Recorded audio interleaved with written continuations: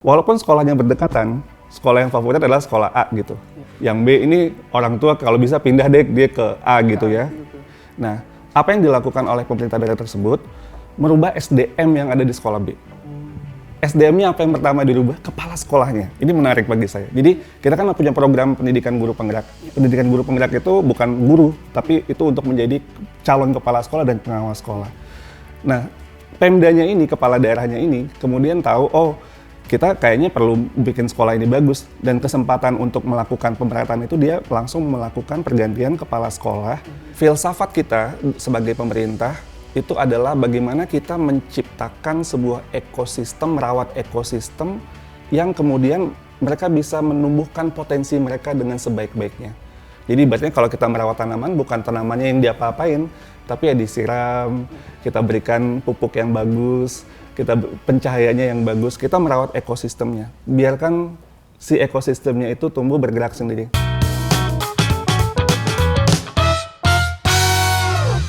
Halo sahabat kompas.com, kita bertemu kembali di Ruang Jernih.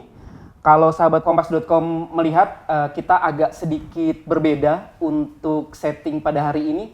Karena hari ini tim Ruang Jernih langsung mengunjungi Kemendikbudristek untuk membahas terkait dengan zonasi PPDB yang kemarin sempat ramai. Kita akan bahas sama-sama langsung dengan tim dari Kemendikbudristek. Hadir pada saat ini bersama kami Bapak Iwan Syahril. Halo Pak, bagaimana kabarnya hari ini? Alhamdulillah baik Mas Enggar. Ya, Pak. Hari ini kita mau ngobrol-ngobrol nih Pak, yang kemarin sempat ramai terkait PPDB. Mungkin nanti Pak Iwan bisa memberikan kita banyak pencerahan, bisa menjernihkan masalah yang mungkin kemarin agak sedikit ramai lah di media. Seperti itu. Pak Iwan, mungkin latar belakang Bapak yang saat ini sebagai Direktorat Jenderal Pendidikan Anak Usia Dini dan juga Pendidikan Dasar dan Menengah rasanya tepat untuk membahas terkait PPDB ini Pak. Pak, mungkin bisa dijelaskan lebih dulu Pak terkait dengan duduk soalnya nih Pak. Sebenarnya untuk tugas dan tanggung jawab untuk PPDB termasuk juga nanti ada jalur prestasi, jalur donasi itu kewenangannya itu ada di mana sih Pak sebenarnya Pak? Makasih Mas Enggar. Ini saya mungkin membahas secara ini dulu ya, secara tujuan besar PPDB dan nanti menjawab pertanyaan Mas Enggar. Jadi kebijakan kita untuk penerimaan peserta didik baru atau PPDB ini merupakan sebuah upaya bersama. Jadi ini perlu ditekankan, ini upaya bersama antara pemerintah pusat, pemerintah daerah, dan seluruh pemangku kepentingan untuk mewujudkan pemerataan akses untuk seluruh peserta didik agar dapat pelayanan pendidikan yang berkualitas. Jadi ini merupakan sebuah visi besarnya dan ada 3 kata kunci di sini. Pertama tentunya pemerataan. Bagaimana kita berupaya untuk bisa memeratakan pendidikan yang berkualitas buat semua anak-anak Indonesia. Yang kedua adalah lebih berkeadilan. Ini juga kata kunci di sini karena terutama untuk melindungi keluarga dari kelompok ekonomi yang tidak mampu dan peserta disabilitas. Dan yang ketiga, bagaimana juga kita menciptakan sebuah visi ekosistem. Jadi mendekatkan sekolah dengan masyarakat di mana sekolah itu berada. Jadi bukan kemudian mengasingkan sekolah dari masyarakat tempat dia berada.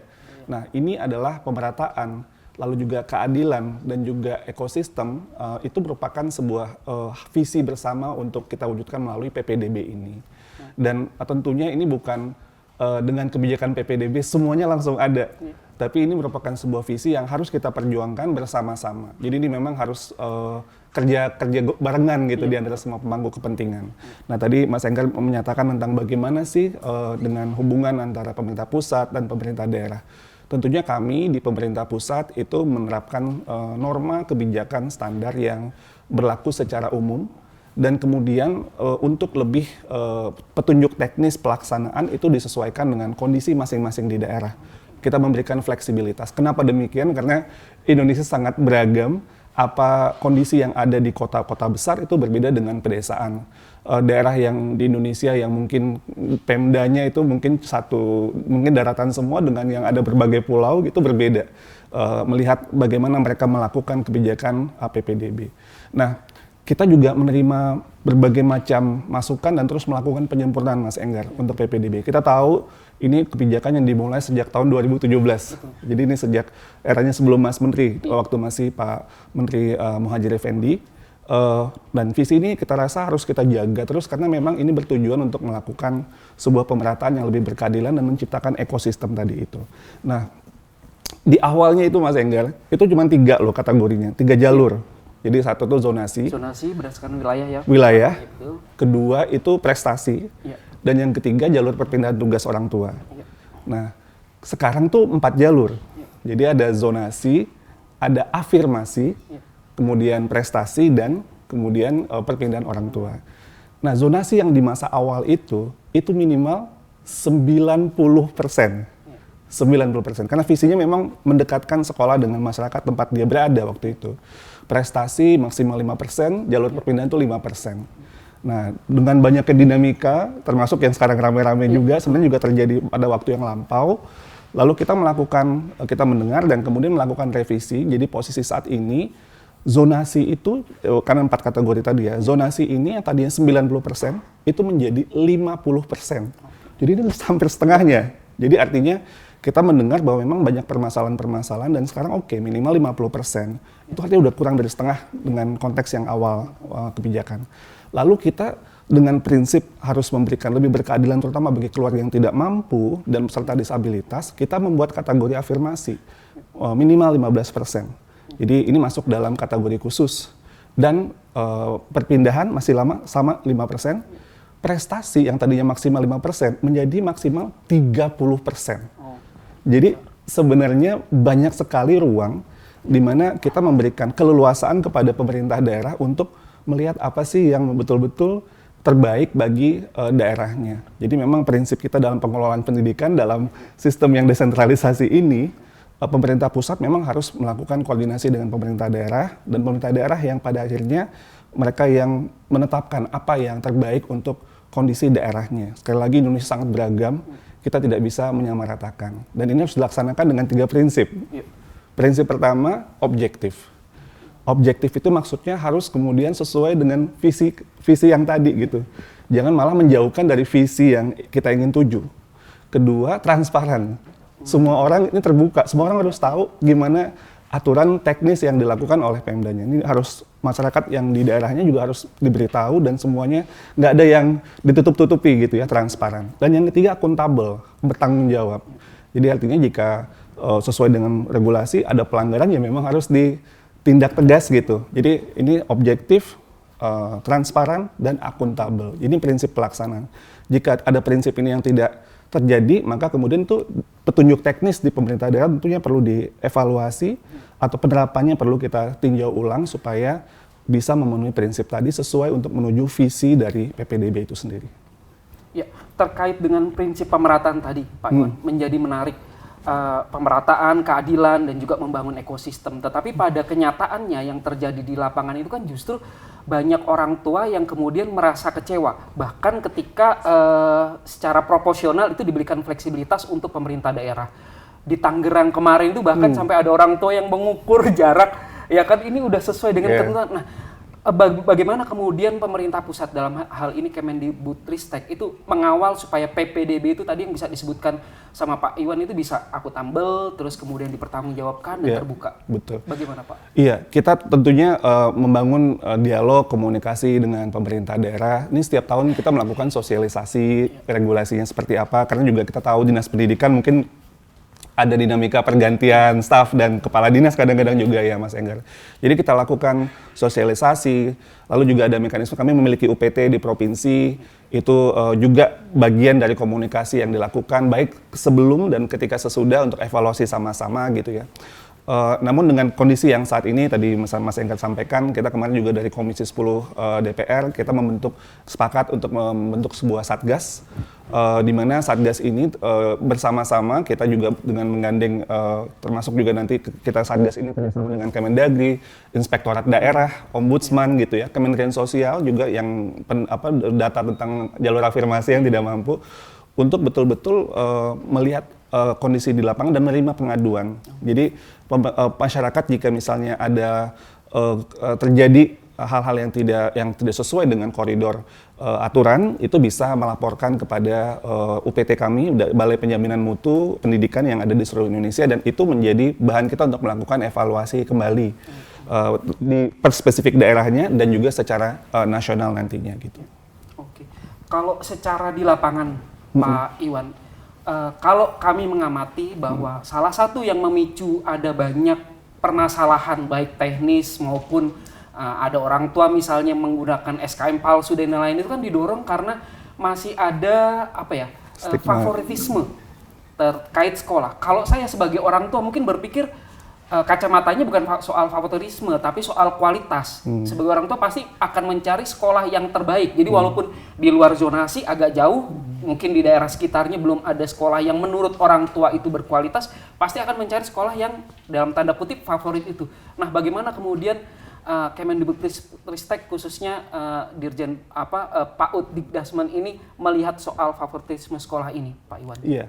Jadi kalau kita kembali ke visi dari PPDB itu sendiri, kita tuh ingin melakukan sebuah pemerataan layanan pendidikan yang berkualitas, akses bagi seluruh peserta didik. Jadi itu adalah visinya. Ini nggak bisa simsalabim langsung terjadi. Jadi ini memang harus kita perjuangkan bersama-sama menuju visi tersebut. Jadi tentunya ini menumbuhkan kesadaran di ekosistem bahwa ini adalah visi kita bersama, sehingga sekolah yang ada di dalam masyarakat itu sendiri itu lama-lama makin bagus kualitasnya. Jadi saya berikan contoh ya Mas Enggar. Jadi ada kepala daerah, jadi saya juga keliling kan untuk berdialog dengan kepala daerah terkait dengan PPDB ini. Ada kondisi di mana misalnya tuh kadang-kadang juga distribusi sekolah kita nggak merata ya. Jadi kadang numpuk aja di beberapa daerah gitu ya, deketan nih. Ada sekolah A, B, taruhlah kita bilang seperti itu. Walaupun sekolahnya berdekatan, sekolah yang favorit adalah sekolah A gitu. Yang B ini orang tua kalau bisa pindah deh dia ke A gitu ya. Nah, apa yang dilakukan oleh pemerintah daerah tersebut? Merubah SDM yang ada di sekolah B. SDM-nya apa yang pertama dirubah? Kepala sekolahnya. Ini menarik bagi saya. Jadi kita kan punya program pendidikan guru penggerak. Pendidikan guru penggerak itu bukan guru, tapi itu untuk menjadi calon kepala sekolah dan pengawas sekolah. Nah, Pemdanya ini, kepala daerahnya ini, kemudian tahu, oh kita kayaknya perlu bikin sekolah ini bagus. Dan kesempatan untuk melakukan pemerataan itu dia langsung melakukan pergantian kepala sekolah. Jadi yang lulusan dari pendidikan guru penggerak ini ditempatkan untuk menjadi kepala sekolah di situ. Dalam waktu 1 tahun pindah Mas Enggar. Jadi karena si kepala sekolah yang baru ini di sekolah B ini melakukan berbagai macam inovasi-inovasi yang kemudian membuat menarik justru masyarakat yang di sekitarnya. Jadi akhirnya ini jadi kompetisi sehat gitu loh. Dan sekolah yang tadinya ini malah dijauhi itu malah lebih lebih diminati saat ini. Jadi dalam waktu 1 tahun itu bisa berubah. Saya beri contoh satu lagi juga sama. Prinsipnya adalah merubah SDM yang ada di sekolah, termasuk terutama kepala sekolahnya. Saya kemarin ada tim saya ke Palembang. Ada sebuah sekolah dasar itu di daerah yang masuk-masuk gang kampung gitulah. Nah, tadinya sekolah ini juga sama, sekolah yang nggak diminati gitu. Begitu berganti kepala sekolahnya, kemudian sekolah ini menjadi rame, diminati oleh warga, bahkan sampai buat 2 shift. Dalam waktu 2 tahun. 2 tahun. Jadi 2 shift. Jadi jadinya nggak nampung pagi nggak bisa, akhirnya mereka sepakat tanpa penambahan jumlah guru. Kerja dari jam 7 sampai jam 5 sore sekolah itu, dipimpin oleh si kepala sekolah ini. Itu buat 2 shift, ada yang shift pagi, ada yang shift sore untuk menampung permintaan masyarakat tadi dan mereka bisa melakukan itu. Jadi tanpa melakukan penambahan jumlah guru dan sebagainya, mereka bersepakat untuk melakukan. Nah, ini contoh-contoh menurut saya di mana dengan sekarang kita memiliki banyak sekali kader-kader kepemimpinan, karena sebenarnya inti inovasi di sekolah itu adalah kepala sekolahnya. Jadi kalau kepala sekolahnya itu bagus, apalagi didukung pengawas sekolah juga bagus, itu akan berubah si ekosistem sekolahnya itu tadi, sehingga mungkin muncul berbagai macam inovasi yang tadinya yang sekolah favorit kadang biasa-biasa aja gitu, karena dia udah stigma favorit dari dulu ya, tapi ternyata SDM kepala sekolahnya mungkin kurang inovatif. Nah, ini bisa dilakukan oleh pemerintah daerah. Tentunya yang juga bisa dilakukan adalah distribusi guru gitu ya, tapi yang lebih cepat itu kalau kepala sekolahnya Melalui bisa kepala kepala sekolah. Jadi belum ada penambahan fasilitas nih sekolah yang tadi saya ceritakan. Ini hanya dari kegiatan di sekolah SDM saja dari kepala sekolahnya sebagai merubah manajer stigma. sekolah itu, Pak. Stigma di masyarakat yang tadi Mas Enggar bilang itu kemudian bisa berubah gitu. Jadi memang ini intervensi yang lebih cepat walaupun nanti tentunya perlu didukung dengan hal-hal selanjutnya. Tapi ini saya lihat di ekosistem tuh banyak praktek baik yang sedang terjadi juga gitu. Oke. Pak Iwan tadi sudah menyinggung terkait beberapa program Merdeka Belajar yang digagas sama Mas Menteri. Nah ini menarik, kalau misalnya kita inline-kan dengan PPDB, kaitannya tadi yang Pak Iwan sampaikan bahwa ini untuk pemerataan kualitas pendidikan di Indonesia. Sejauh yang kami ketahui kan itu ada rapor pendidikan yang bisa memetakan kemudian menilai sekolah. Terus tadi Pak Iwan udah singgung untuk terkait dengan guru penggerak dan sekolah penggerak. Nah, bagaimana kemudian program dari Merdeka Belajar ini kemudian bisa terintegrasi termasuk mengatasi dalam masalah PPDB ini ke depan supaya nanti tidak terulang, Pak Iwan? Iya, terima kasih Mas Enggar. Ini pertanyaan yang sangat relevan sekali dan saya senang Mas Enggar meng-highlight tentang rapor pendidikannya. Nah, rapor pendidikan ini adalah sebuah upaya kita untuk membantu pemerintah daerah dan juga ekosistem dalam melihat sekolah mana yang membutuhkan bantuan, terutama untuk kompetensi fondasi, karena untuk SDM kita masa depan, SDM kita harus memiliki kompetensi fondasi yang solid, yaitu kemampuan untuk bisa terus belajar. Itu literasi, numerasi, dan juga karakter. Nah, ini kita melalui rapor pendidikan membantu, memudahkan. Bahkan kita sudah align dengan Kemendagri. Kadang-kadang yang sulitnya juga, Mas Enggar, karena kita kementerian teknis, tapi Pemda lebih ke kementerian yang membinanya, yaitu Kemendagri. Yaitu standar pelayanan minimal. Kita udah align-kan itu sehingga membantu daerah untuk melihat ini ada daerah atau sekolah spesifik yang perlu intervensi. Jadi apakah melakukan misal pergantian SDM atau mungkin juga ada program-program khusus karena di rapor pendidikan juga ada rekomendasi apa yang bisa dilakukan. Sehingga perencanaan dan penganggaran yang mungkin nggak banyak itu bisa dilakukan lebih spesifik untuk problem solving masalah yang betul-betul menjadi masalah. Pada akhirnya ini membantu ekosistem untuk tumbuh dan bisa lebih memeratakan yang tadi kita coba untuk upaya visi PPDB itu yang kita upayakan bersama itu bisa tercapai salah satunya dengan penggunaan rapor daerah tadi. Jadi decision making, mengambil keputusan, pemerintah daerah juga bisa lebih targeted untuk melakukan pemerataan pendidikan yang lebih berkualitas bagi seluruh peserta didik yang ada dalam daerah kewenangannya. Oke. Kalau terkait dengan guru bagaimana, Pak Iwan? Kalau guru saya sebenarnya ini sangat ini ya terinspirasi ya kemanapun saya pergi itu guru-guru kita sampai ke daerah pelosok Mas Enggar itu saya nggak habis pikir ya kita memiliki banyak guru yang luar biasa ya. Mereka itu gotong royong itu nyata dalam kehidupan masyarakat Indonesia terutama di ekosistem guru. Jadi memang banyak sekali kadang-kadang narasi guru yang tidak berdaya dan lain sebagainya. Tapi yang saya temui sampai kemarin saya baru pulang dari Kalimantan Timur di sebuah sekolah dasar di tengah hutan itu mendapatkan sebuah penguatan apa yang kita lakukan saat ini itu betul-betul bisa dirasakan oleh guru-guru yang membentuk komunitas untuk belajar, berbagi, dan berkolaborasi.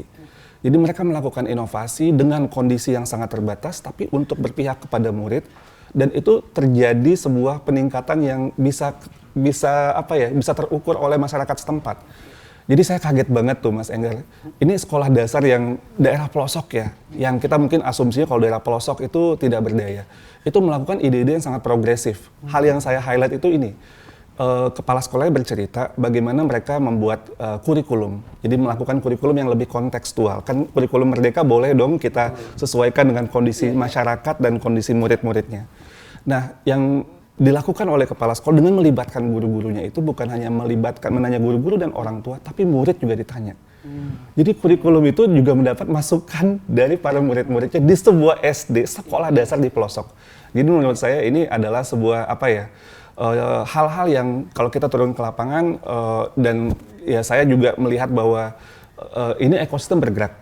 PR kita masih banyak tentunya, itu pastilah. Tapi kita melihat simpul-simpul yang mulai bergerak dan memberikan inspirasi dan ini kemudian membentuk sebuah komunitas di daerah itu yang saling menguatkan. Jadi penguatan itu tidak top down, Tapi penguatan itu justru ketika ekosistem bergerak bersama-sama dengan spirit gotong royong. Jadi mahal sekali menurut saya ini kearifan lokal Indonesia ini, harganya mahal dalam artian ini hal yang sangat berharga. Dan ini dalam transformasi pendidikan terutama untuk guru-guru. Ketika guru-guru saling berbagi dengan sama guru itu jauh lebih powerful Mas Enggar daripada orang Jakarta turun ke lapangan terus mendikte. Itu nggak terlalu efektif. Tapi guru-guru yang saling berbagi, yang sudah kemudian coba ini ternyata berhasil, coba ini kemudian gagal, kemudian nanya sama guru yang lain, guru-guru lain coba ini. Nah, itu tuh lebih cepat dan lebih relevan. Dan murid-murid, ekspresi murid-muridnya luar biasa. Senangnya bukan main. Jadi saya merasa di sekolah dasar itu terlihat budaya yang sangat berpihak kepada murid, terlihat dari semangat murid-muridnya. Jadi murid-murid sangat, pokoknya itu kelihatan bahagia di sekolah gitu. Sekolah jadi menyenangkan ya Pak? Sekolah jadi rumah. Betul. Nah, Pak Iwan tadi sudah menyinggung soal bagaimana kemudian pendekatannya tidak lagi top down, ya kan, orang dari Kemendikbud memberikan pelatihan dan lain-lain, ya kan, tetapi ternyata simpul-simpul atau akar rumput ini ternyata sudah bergerak, kemudian bergotong royong untuk mengakselerasi pertumbuhan atau peningkatan kualitas pendidikan di Indonesia. Nah, bagaimana kemudian Pak Iwan melihat hal ini dan bagaimana kemudian pemerintah pusat akan mendorong ini supaya ini menjadi sebuah gerakan bersama atau yang disebut dengan Mas Menteri sebagai sebuah kegiatan gotong royong serentak untuk Merdeka Belajar. Kita harus melihat ekosistem sebagai sebuah lingkungan, pendekatannya ekologi. Jadi bukan pendekatan mekanistik. Jadi bukan ini juklak jukdes jalankan seperti ini, ibaratnya semua orang itu adalah mesin, itu nggak akan bekerja. Tapi dalam pendidikan ini kita dengan makhluk, tentunya dengan makhluk hidup gitu ya, manusia yang kemudian harus kita berikan ruang. Nah, filsafat kita sebagai pemerintah itu adalah bagaimana kita menciptakan sebuah ekosistem, merawat ekosistem yang kemudian mereka bisa menumbuhkan potensi mereka dengan sebaik-baiknya. Jadi ibaratnya kalau kita merawat tanaman, bukan tanamannya yang diapa-apain, tapi ya disiram, kita berikan pupuk yang bagus, kita pencahayaannya yang bagus, kita merawat ekosistemnya. Biarkan si ekosistemnya itu tumbuh bergerak sendiri. Tapi jadi fungsi kita tuh bukan yang harus ngontrol gitu, tapi biarkan mereka berinovasi sesuai dengan karakternya masing-masing, dan kita sebagai yang mengelola ekosistem, ekologi ini, pendekatan ekologi itu merawat ekosistem tersebut, memberikan stimulus-stimulus dengan pupuk tadi misalnya untuk bisa tumbuhnya berkembang, tapi biarkanlah mereka kemudian tumbuh sesuai dengan kodrat masing-masing kondisi masyarakatnya dan pada akhirnya kondisi masing-masing anaknya gitu. Oke, Pak Iwan, sebagai pertanyaan terakhir mungkin saya akan meminta Pak Iwan untuk menyimpulkan dari persoalan PBDB ini. Saya tidak ingin melihatnya itu sebagai sebuah fenomena gunung es, tetapi sebuah pemantik bagi kita untuk sekali lagi bergotong royong bagaimana supaya Merdeka Belajar ini benar-benar bisa dirasakan oleh orang tua, oleh murid, oleh sekolah, oleh guru, supaya tidak ada lagi orang tua yang berpikir bahwa wah, saya tidak bebas karena saya ingin punya sekolah di situ. Tetapi orang tua, anak semuanya merasa merdeka bahwa sekolah dimanapun kita punya kualitas yang sama. Bagaimana Pak Iwan? Ya, terima kasih Mas Enggar. Saya kembali lagi ingin menggarisbawahi ya. Jadi PPDB ini kebijakannya adalah merupakan sebuah upaya kita bersama antara pemerintah pusat, pemerintah daerah, dan seluruh pemangku kepentingan untuk mewujudkan visi pemerataan akses pendidikan bagi seluruh peserta didik untuk layanan pendidikan yang berkualitas. Ini adalah sebuah visi yang perlu kita perjuangkan sama-sama. Jadi artinya kita menuju ke visi ini, jika ini kita dudukkan, jadi ini memang PR terbesarnya adalah menumbuhkan kesadaran ini terhadap visi itu, maka saya rasa akan muncul banyak sekali ide-ide solusi untuk hal tersebut. Contoh, saya melihat pemerintah daerah yang mencoba, ini kesempatan untuk memperbaiki tata kelola yang selama ini mungkin nggak terlalu bagus. Jadi perencanaannya dilihat, kalau dari jenjang sebelumnya ke jenjang sesudahnya, ini kemudian dilihat, betul-betul dilihat apakah daya tampung cukup nggak, kita perlu membangun sekolah apa enggak. Bahkan juga di beberapa pemerintah daerah termasuk DKI ya, itu berkolaborasi dengan sekolah swasta. Jadi, kami nggak bisa nih bangun sekolah, gimana kita menggandeng sekolah swasta. Jadi tercipta kolaborasi dengan sekolah swasta. Jadi banyak ide-ide yang tadinya nggak ada, tapi tercipta karena itu tadi, karena visinya adalah membangun sebuah ekosistem dan bagaimana keluarga terutama yang tidak mampu dan peserta disabilitas bisa kita lindungi gitu ya. Nah, terus kemudian juga praktek baik yang terlihat pemindahan tadi SDM yang tadinya juga mungkin tidak ada sense of urgency. Jadi tiba-tiba oh kalau gitu kita harus segera melakukan pemerataan nih. Jadi muncul tindakan-tindakan yang lebih cepat untuk mengakselerasi pemerataan kualitas. Tapi memang harus kita garis bawahi, ini harus kita lakukan bersama-sama. Kalau ada pelanggaran, ya kita harus melakukan tindakan terhadap pelanggarannya gitu. Jadi itu menurut saya memang perlu dilakukan. Kita terus mencoba untuk menguatkan koordinasi dengan pemerintah daerah, dengan inspektorat daerah, ombudsman kita juga libatkan untuk sama-sama kemudian kita kawal. Karena visi ini menurut saya adalah ini visi yang sangat sesuai dengan tujuan pendidikan nasional kita. Semoga dengan kita ini jadi pemantik yang kemarin diskusi yang sangat hangat di mana-mana itu bukan kemudian menjauhkan kita dari visinya, tapi pemantik kita bagaimana memperbaiki mekanisme supaya mendekatkan kita kepada visi untuk PPDB tadi, pemerataan, berkeadilan, dan mendekatkan sekolah dengan masyarakat di mana sekolah itu berada. Oke, baik. Terima kasih untuk waktunya Pak Iwan Syahrir, Direktur Pendidikan Anak Usia Dini, Pendidikan Dasar dan Menengah. Saya rasa obrolan kita pada pagi hari ini sangat luar biasa. Mudah-mudahan itu bisa mencerahkan untuk audiens Kompas.com. Pak Iwan, sekali lagi terima kasih untuk kesempatannya. Pemirsa Kompas.com, terima kasih untuk kebersamaannya pada hari ini. Rasanya ada banyak hal yang kita intisarikan dari pembicaraan dengan Pak Iwan Syahrir, Direktur Jenderal Pendidikan Anak Usia Dini, Pendidikan Dasar dan Menengah terkait dengan keramaian zonasi, PPDB zonasi kemarin.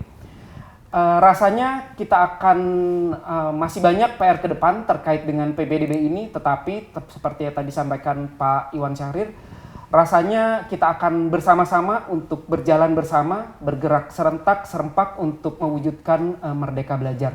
Tetap terus jernihkan harapan untuk pendidikan Indonesia yang lebih baik. Sampai jumpa.